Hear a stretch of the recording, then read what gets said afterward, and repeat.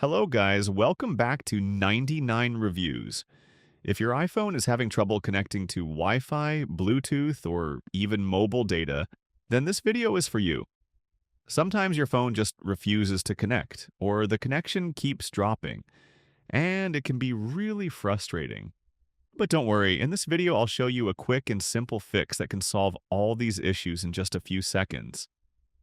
And the best part is it won't delete your personal data like photos, videos, or apps.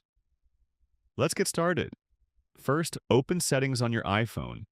Now scroll down a bit and tap on General. Inside General, scroll all the way down and tap on Transfer or Reset iPhone.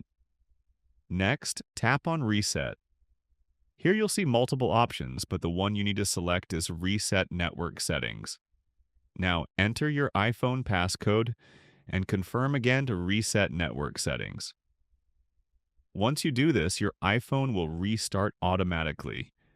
This process will remove all saved Wi-Fi networks and passwords, as well as reset Bluetooth and mobile data settings. But don't worry, your personal data will remain completely safe. After your iPhone turns back on, simply reconnect to your Wi-Fi network, turn on Bluetooth if needed, and your connection issues should be fixed.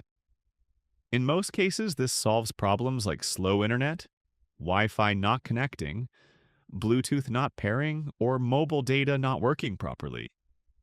So yeah, that's a quick and powerful fix you should definitely try. If this video helped you, don't forget to like, subscribe, and follow 99 Reviews for more useful tech tips. Thanks for watching. See you in the next video.